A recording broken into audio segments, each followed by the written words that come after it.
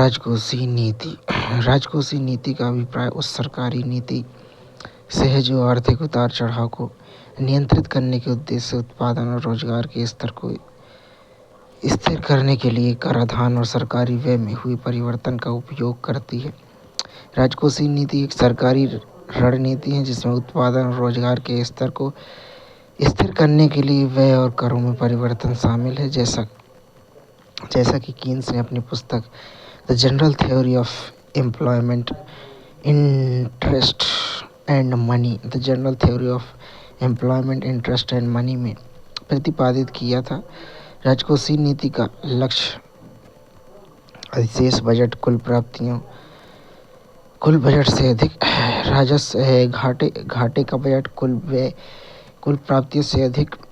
यह संतुलित बजट व्यय बराबर प्राप्तियां बनाकर उत्पादन और व्यय को बढ़ावा देना, आर्थिक उतार चढ़ाव को स्थिर करना। राजकोषीय नीति के दो मुख्य चैनलों के माध्यम से संतुलन आय इक्विलिब्रियम इनकम को प्रत्यक्ष रूप में प्रभावित करती है। सरकारी खरीद गवर्नमेंट परचेज जी, सरकार वस्तुओं और सेवाओं की खरीद सरकारी खरीद जी से कुल मांग में वृद्धि होती है। कर और अंतरण टैक्स एंड ट्रांसफर, कर और अंतरण आय वाई तथा परिवारों के भीतर उपभोग और बचत के लिए उपलब्ध आय प्रयोज्य आय वाईटी के बीच संबंध को प्रभावित करते हैं। कराधान, सरकार एक मुश्त कर टी आरोपित करती है जो आय पर निर्भर नहीं है। साथ ही अंतरण की एक स्थिर राशि टी आर भी लगाती है। कर प्रयोज्य आय और उपभोग को कम करते हैं जिससे कुल मांग प्रभावित होती है। करों में परिवर्तन, करों में कमी से प्रत्येक आय स्तर का प्रयोज्य आय टी वाई माइनस टी में वृद्धि होती है जिससे कुल व्यय अनुसूची कर में कमी के एक अंश सी द्वारा बढ़ोतरी हो जाती है।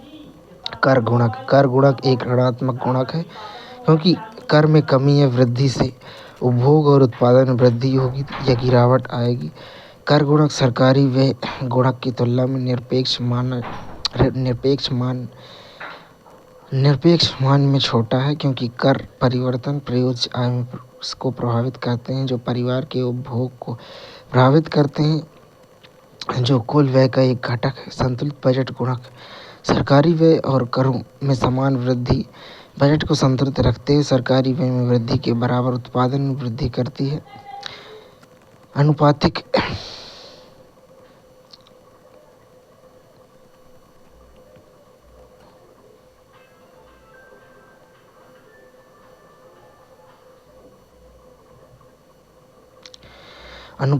आयकर के प्रभाव। जब सकल घरेलू उत्पाद में वृद्धि होती है तो प्रयोज्य आय भी बढ़ती है, लेकिन करों के रूप में लिए गए हिस्से के कारण कम अंतर से बढ़ोतरी होती है। यह तंत्र उपभोग व्यय में अत्यधिक वृद्धि को कम करता है। इसके विपरीत मंदी के समय जब सकल घरेलू उत्पाद में गिरावट आती है तो उपभोग में भारी कमी की रोकथाम करते हुए प्रयोज्य आय में गिरावट को कम किया जाता है जो अन्यथा निश्चित कर देनदारियों के साथ कम होती है। अंततः यह आर्थिक स्थिरता में योगदान करते हुए कुल मांग में गिरावट को कम करने में मदद करता है। विवेकाधीन राजकोषीय नीति को निवेश मांग में हुए अवांछनीय परिवर्तन को संतुलित करने के लिए लागू किया जा सकता है। उदाहरण के लिए स्वायत्त व्यय और संतुलन आय को स्थिर रखते हुए सरकारी व्यय में वृद्धि से निवेश में कमी की पूर्ति की जा सकती है। यह जानबूझकर की गई कार्रवाई विवेकाधीन राजकोषीय नीति को राजकोषीय प्रणाली के अंतर्निहित स्वचालित स्थिरीकरण विशेषताओं से भिन्न करती है। कल्याण अंतरण की भूमिका।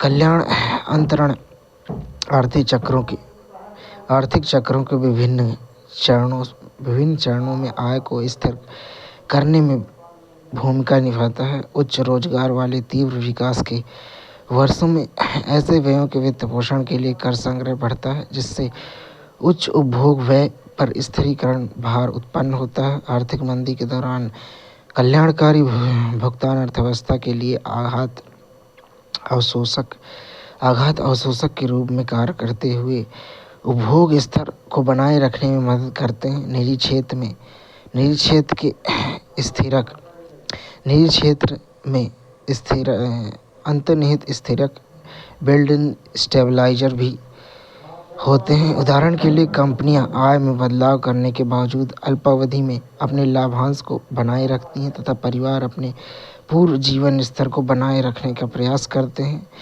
ये स्थिरक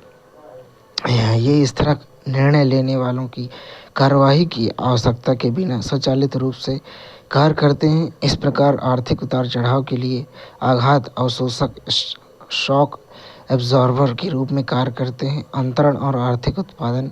यदि सरकार वस्तुओं और सेवाओं पर प्रत्यक्ष व्यय के बजाय अंतरण भुगतान को बढ़ाने का विकल्प चुनती है तो स्वायत्त व्यय अंतरण भुगतान वृद्धि के एक अंश से बढ़ जाता है। हालांकि निर्गत में परिणामी वृद्धि उस परिदृश्य की तुलना में कम होती है जहां सरकारी व्यय बढ़ाया जाता है, क्योंकि अंतरण भुगतान के लिए के एक हिस्से की बचत की जाती है। ऋण किसी देनदार क्रेडिटर को पैसा चुकाने का दायित्व। सरकारी व्यय की अवधारणा घाटे के वित्त पोषण के लिए नियोजित बजटीय प्रथाओं से उत्पन्न होती है। यह जानकारी बजटीय घाटे और सरकारी ऋण के बीच संबंधों पर प्रकाश डालती है। इस बात को स्पष्ट करती है कि लगातार उधार लेना किस प्रकार एक बढ़ते ऋण के मुद्दे में बदल सकता है। बजटीय घाटे का वित्त पोषण। बजटीय घाटे को वित्त पोषित करने के लिए सरकार के पास 3 प्रमुख उपाय हैं: कराधान, उधार लेना, मुद्रा छापना। इसमें से उधार लेना प्रमुख विकल्प है, जिससे सरकारी ऋण में बढ़ोतरी होती है। घाटा और ऋण एक संबंध परक विश्लेषण। घाटे को एक प्रवाह के रूप में वर्णित किया गया है जो ऋण के एक स्टॉक में वृद्धिशील रूप में शामिल होता जाता है। वर्षों तक लगातार उधार लेने से ऋण संचयन होता है, जिसके परिणाम स्वरूप सरकार पर वित्तीय भार बढ़ता है। व्यय भुगतान और ऋण संचयन। इस बढ़ते ऋण का एक महत्वपूर्ण परिणाम ब्याज भुगतान में वृद्धि होना है, जिसका भुगतान करने के लिए सरकार बाध्य होती है। ये ब्याज भुगतान समय के साथ बढ़ते ऋण में वृद्धि करते हैं, जिससे वित्तीय दबाव का एक चक्रीय पैटर्न निर्मित हो जाता है। सरकारी व्यय की उचित राशि संबंधी दृष्टिकोण। सरकारी ऋण के बारे में चर्चा 2 मुख्य पहलुओं से संबंधित है: इसका भार और इसके वित्त पोषण के लिए प्रयुक्त की जाने वाली विधियां। एक छोटे व्यापारी के विपरीत सरकार के पास कराधान और मुद्रा को छापने के माध्यम से संसाधनों का दोहन करने, अपनी वित्तीय गतिशीलता के स्पेक्ट्रम को व्यापक करने की छूट होती है। सरकारी ऋण का भार। उधार लेने से भावी पीढ़ियों पर उपभोग का भार कम होता है। ऐसा तब होता है जब सरकारें दूरस्थ भविष्य में संभवतः बढ़े हुए करों के माध्यम से भुगतान करने की मंशा से बॉन्ड जारी करती हैं। इस प्रकार का राजकोषीय दृष्टिकोण कार्यबल में प्रवेश करने वाली युवा आबादी को प्रभावित कर सकता है, जिससे उसकी प्रयोज्य आय कम हो सकती है। परिणामस्वरूप उनके उपभोग का स्तर कम हो सकता है। यह चर्चा राष्ट्रीय बचत में कमी तक विस्तृत है और आबादी से बचत को कम कर सरकारी उधार संभावित रूप से निजी क्षेत्र के पूंजी निर्माण और विकास को बाधित करती है, जो आने वाली पीढ़ियों के लिए बोझ बन जाती है। सरकारी ऋण पर उपभोग की प्रतिक्रिया। पारंपरिक तर्क यह बताते हैं कि कर कटौती और आगामी बजट घाटे उपभोक्ताओं को अपना व्यय बढ़ाने के लिए प्रोत्साहित करते हैं, भले ही उन्हें घाटे के निहित अर्थों की स्पष्ट समझ नहीं हो। समझ की कमी या मात्र अदूरदर्शिता के कारण ऋण और संचित ब्याज का निपटान करने की आवश्यकता के कारण भविष्य की अपरिहार्य कर बढ़ोतरी को कम करके आंका जा सकता है। अक्सर यह उम्मीद की जाती है कि कर का भार भविष्य की पीढ़ियों पर पड़ेगा।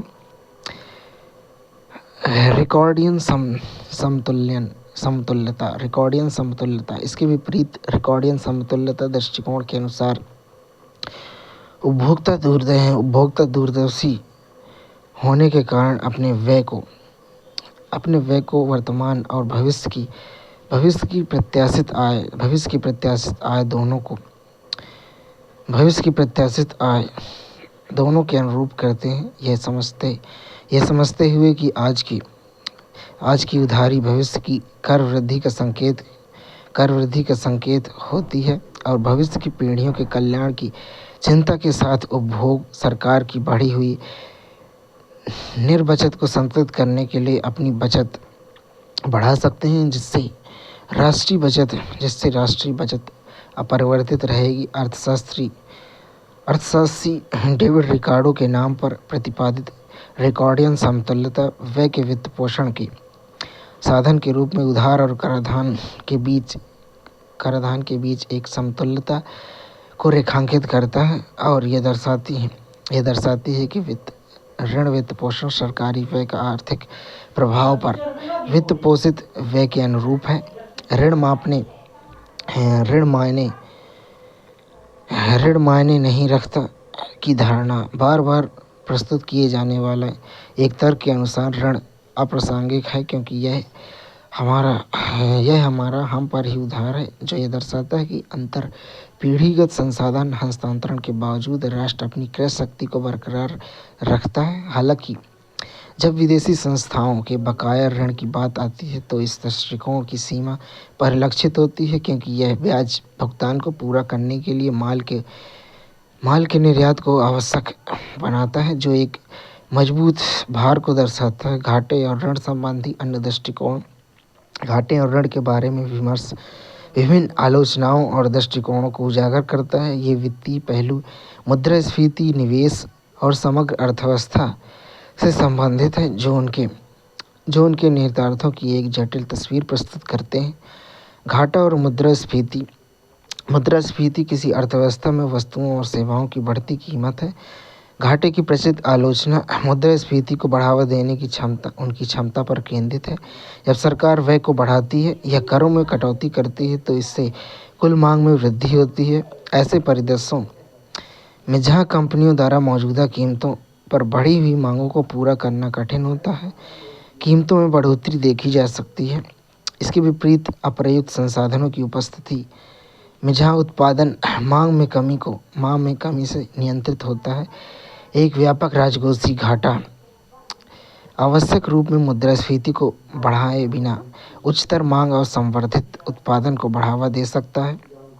घाटा, ऋण और निवेश। एक उल्लेखनीय तर्क यह है कि निजी क्षेत्र के लिए सुलभ बचत में कमी के कारण घाटे से निवेश में कमी आ सकती है। सरकार अपने घाटे को कम करने के लिए बॉन्ड जारी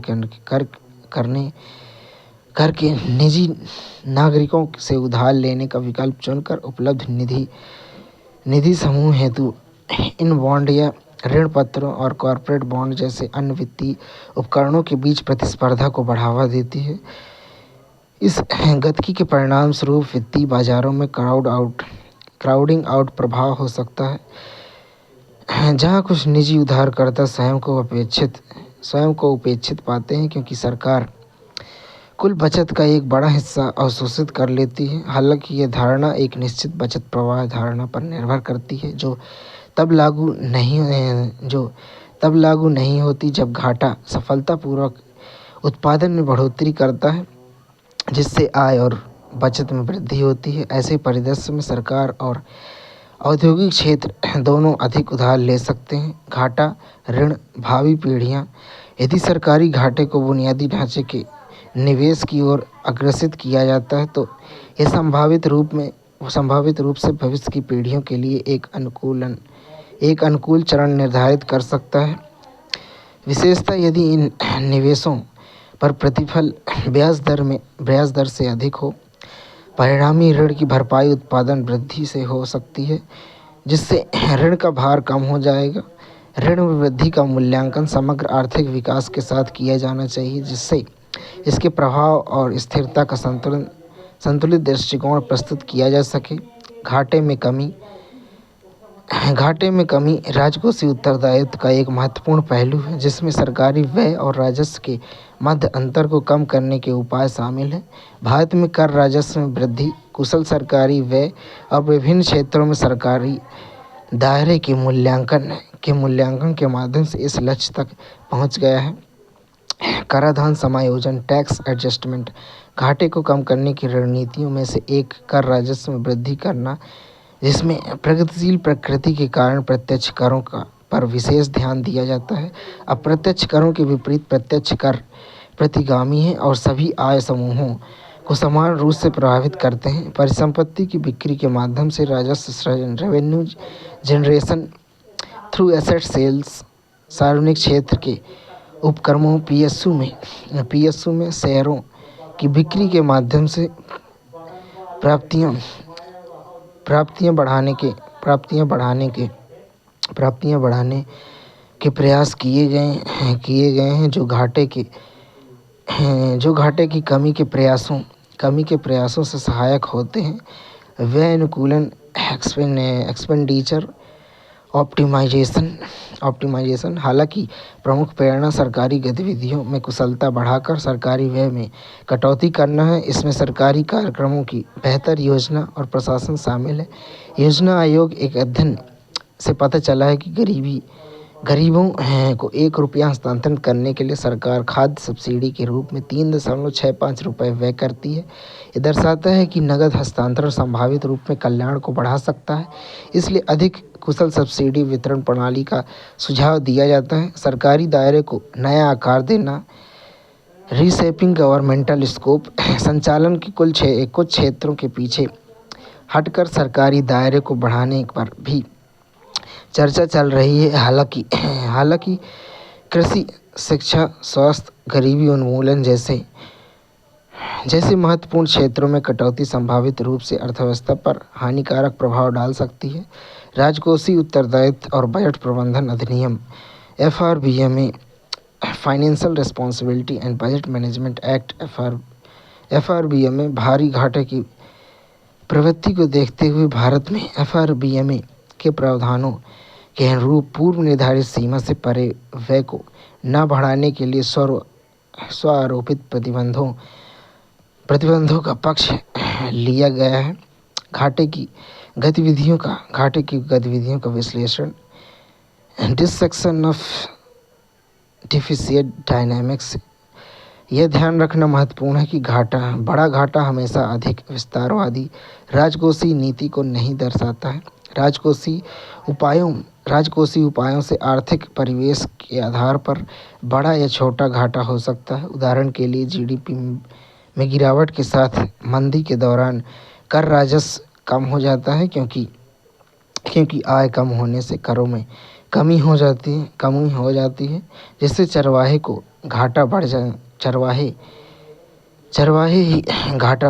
जाता है, जिससे अनचाही घाटा बढ़ जाता है। इसके विपरीत तेज आर्थिक विकास के दौर में राजकोषीय नीति कोई बदलाव किए बिना भी घाटा कम होने की संभावना है।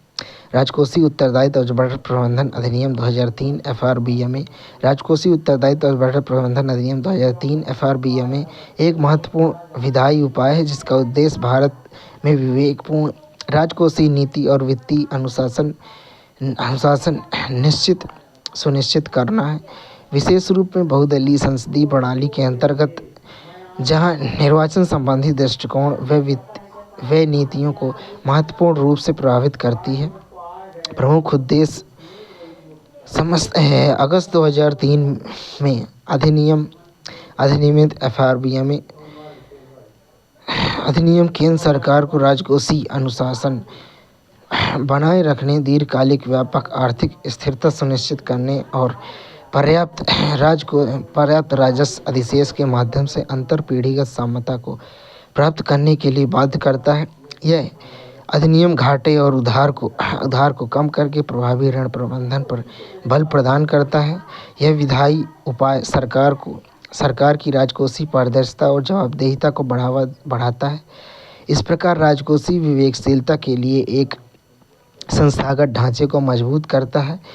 FRBMA 2003 की मुख्य विशेषताएं क्या है? राजकोषीय घाटे के लक्ष्य। अधिनियम में राजकोषीय घाटे को सकल घरेलू उत्पाद के अधिनियम के अधिकतम 3% तक कम करने और 31 मार्च 2009 तक राजस्व घाटे को समाप्त करने की आवश्यकता पर बल दिया गया है। इसके बाद पर्याप्त राजस्व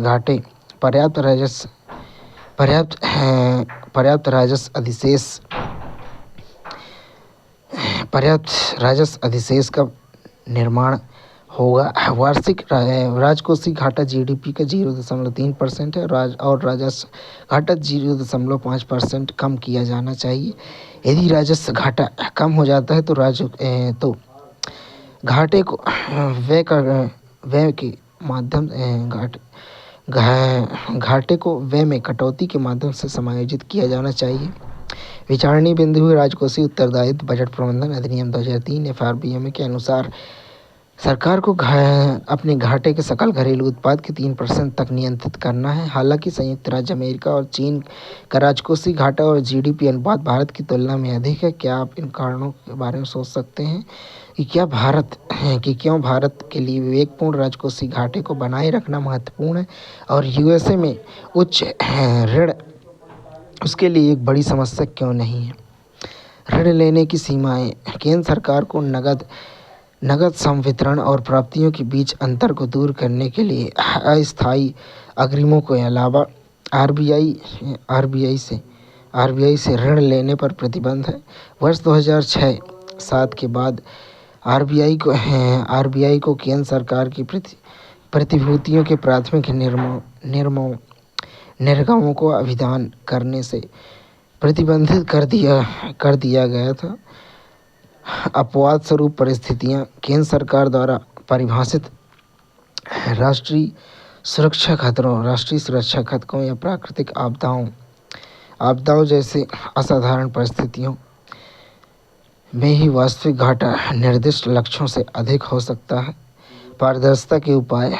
अधिनियम राजकोषीय संचालन में अधिक पारदर्शिता को अनिवार्य करता है। केंद्र सरकार को संसद के दोनों सदनों के समक्ष 3 विवरण प्रस्तुत करने की आवश्यकता होती है। मध्यावधि राजकोषीय नीति विवरण, राजकोषीय नीति रणनीति विवरण और वार्षिक वित्तीय विवरण के साथ समष्टि अर्थशास्त्रीय रूपरेखा विवरण बजट के संबंध में प्राप्तियों और व्यय की प्राप्तियों की त्रैमासिक सीमा भी संसद के दोनों सदनों के समक्ष रखी जानी चाहिए। राज्य स्तरीय अंगीकरण। हालांकि यह अधिनियम मुख्य रूप से केंद्र सरकार पर लागू होता है, लेकिन सभी राज्यों ने समान राजकोषीय उत्तरदायित्व अधिनियम का अधिनियमन किया है, जिससे पूरे देश में नियम आधारित राजकोषीय सुधार कार्यक्रम का विस्तार हुआ है। FRBM समीक्षा समिति।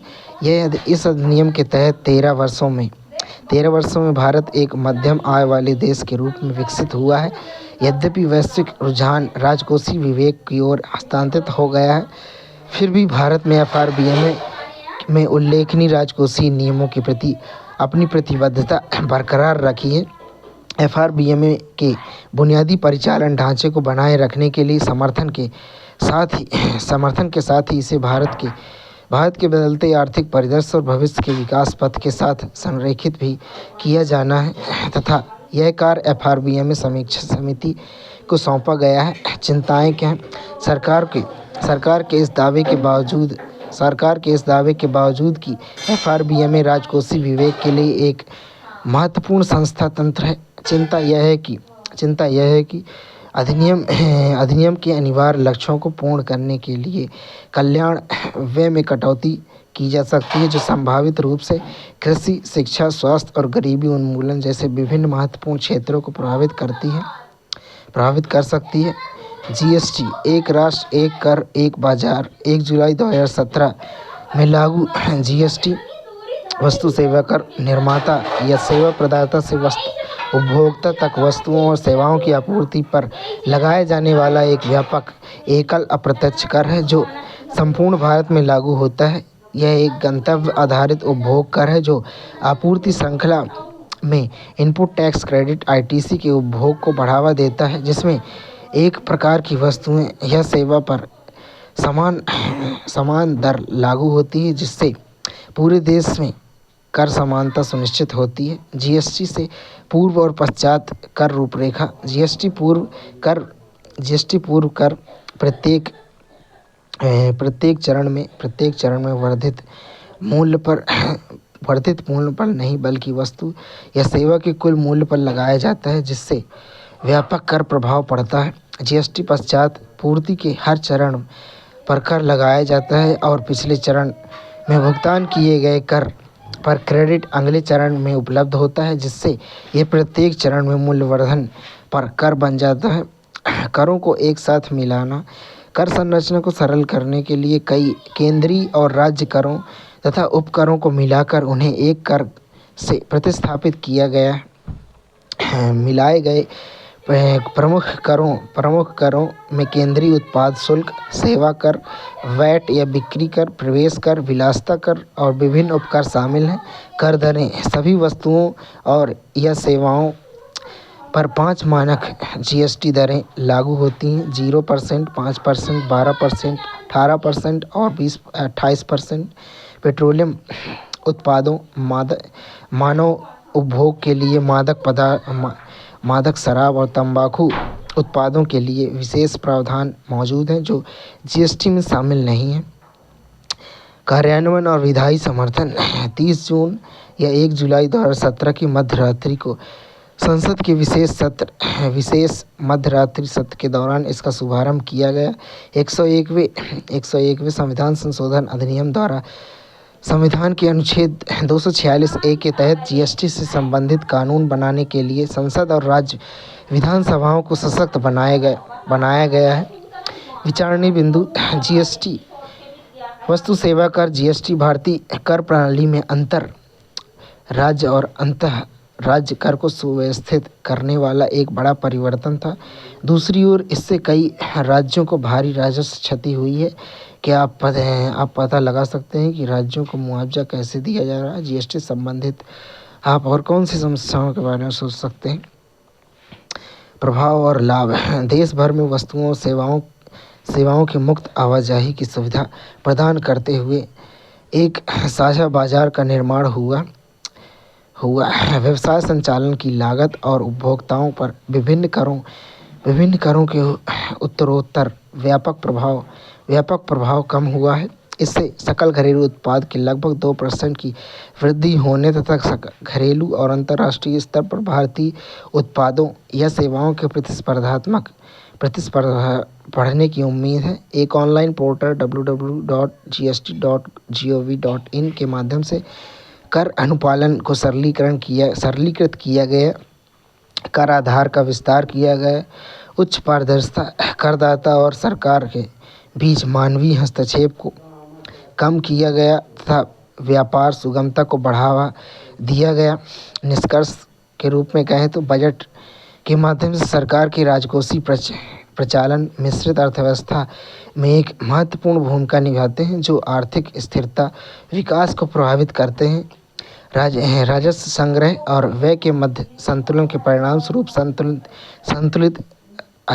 संतुलित अधिशेष या घाटे का बजट तैयार किया जाता है। प्रत्येक का अलग अलग आर्थिक प्रभाव होता है। कराधान और व्यय में कटौती जैसे उपायों के माध्यम से घाटा प्रबंधन ऋण संचयन को नियंत्रित करने के लिए महत्वपूर्ण है। इससे अर्थव्यवस्था के लिए वित्तीय रूप से सतत राह सुनिश्चित होती है। महत्वपूर्ण शब्दावली की बात करें तो सरकारी बजट यह एक वार्षिक वित्तीय विवरण है जो एक वित्तीय वर्ष के लिए सरकार की अनुमानित राजस्व और व्यय की गणना करता है। राष्ट्रीय आय यह एक वित्तीय वर्ष के दौरान किसी राष्ट्र द्वारा उत्पादित सभी वस्तुओं और सेवाओं का कुल मौद्रिक मूल्य है। निजी आय इसे निजी क्षेत्र द्वारा सभी स्रोतों से प्राप्त कुल आय के रूप में परिभाषित किया जा सकता है। कुल आय यह एक निश्चित समय में किसी अर्थव्यवस्था में उत्पादित सभी वस्तुओं और सेवाओं की कुल मांग है। राजस्व प्राप्तियां इन्हें उन प्राप्तियों के रूप में परिभाषित किया जाता है जो सरकार पर कोई दावा सृजित नहीं करती है और इसलिए गैर प्रतिदेय कहा जाता है। प्रत्यक्ष कर यह एक ऐसा कर है जो कोई व्यक्ति या संगठन सरकार या उसे लगने वाली इकाई को भुगतान करता है। अप्रत्यक्ष कर ये वस्तुओं और सेवाओं के उपभोग पर लगने वाला कर है। प्रगतिशील कराधान प्रणाली, इसका उपयोग आय कराधान के लिए किया जाता है, जहाँ अधिक आय पर उच्च कर दर लगाती है। गैर कर राजस्व, यह सरकार द्वारा करों के अलावा अन्य स्रोतों से अर्जित आवर्ती आय है। ऋण, यह वह धनराशि है जो कोई व्यक्ति, कंपनी या सरकार किसी बैंक या अन्य वित्तीय संस्थान से उधार लेती है। क्राउडिंग आउट प्रभाव, इसका अर्थ है कि सरकारी व्यय बढ़ने से निजी क्षेत्र का व्यय कम होता है।